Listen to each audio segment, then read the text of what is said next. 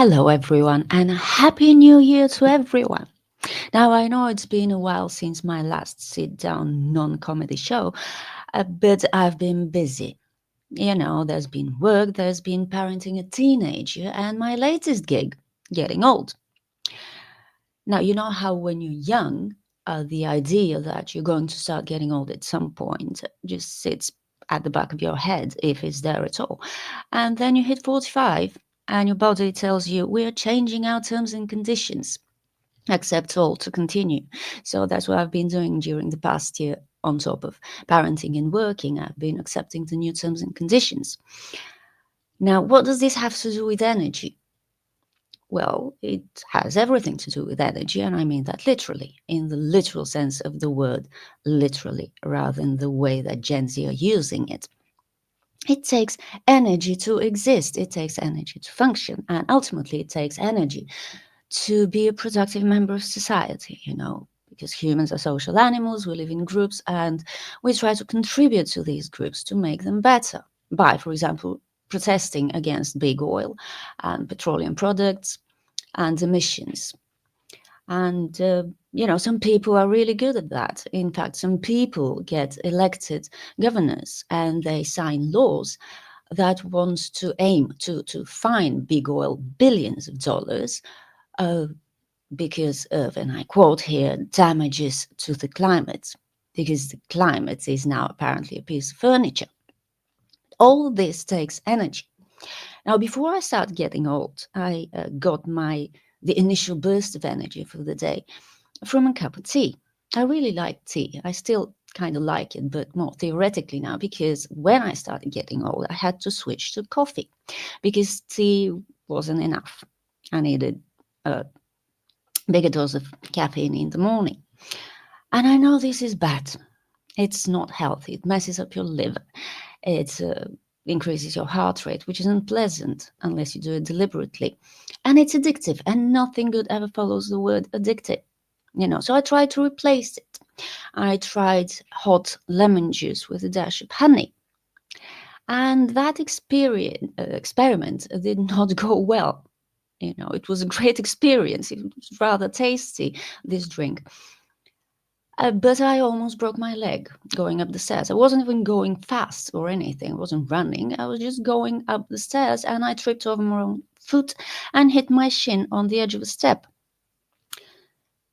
So I thought, I concluded based on empirical evidence that I need caffeine for my balance. And I continued thinking this until the other morning when I went to let the cat out of the bedroom because, our cat is more like a dog and he insists on doing his business in the garden. He has a kitty litter. He uses it when it's pissing outside. But bar that, he does it outside. So I went to let him out, and instead of him waiting at the door as he usually does, I found him at the window glaring at something in the garden. So I went to see what he was glaring at, and I saw two dogs in the garden. And as I say this, I realize this does not capture the level of how unacceptable this sight was. There were two dogs in our garden under our apricot tree on the thick carpet of rotting apricot leaves that we lovingly leave there to rot during the winter so we can use them as compost for the veggie beds the next year. And one of these dogs was doing its business under our apricot tree. Now, these were big dogs. They were black dogs and they were Rottweiler looking dogs. And I have a lifelong fear of dogs ever since a mini pincher bit me when I was about 5 or 6. So, needless to say, I was not enjoying what I was seeing. And this was when I discovered that I could fly because I was already running down the stairs before my brain caught up with my eyes. I literally felt, well, not literally, but, I felt my back sprout wings while I was flying down the stairs. I was out of the house in under 5 seconds. I grabbed the broom like the witch that I am, and I started yelling at the dogs and waving the broom. And to be fair to them, the dogs were quite nice about it. They The dog that was taking a crap stopped doing what it was doing, and they started slinking away. One of them even wagged its tail at me, and they looked over their shoulders and gave me a look that was quite familiar, a look that, why are you yelling? What have we done? And then they went away, and I stood there thinking, why is this look so familiar? And then I had it. Imagine a situation in which you have strangers take over valuable space that you're using for some productive, constructive purpose, and they crap all over it. And when you try to remove them, they look at you with that innocence in their eyes, and they tell you, why are you ungluing my hand from the street? What have I done? So, yeah, essentially, I got a visit from the canine family equivalent of climate activists. And it was a great learning experience, this visit. First of all, I learned I could fly under limited conditions, but I take those limited conditions. I mean, flying is flying.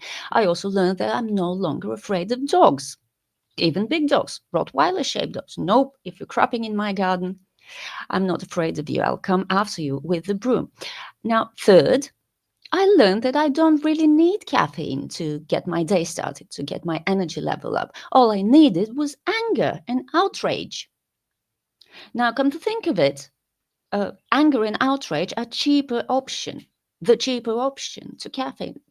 They don't cost anything, and they're greener because you don't need to deforest land to get angry and outraged. You don't need to use petroleum products to get angry.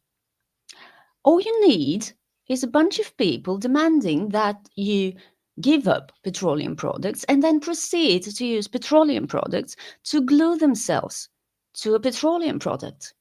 I mean, that would do the anger and outrage 9 times out of 10.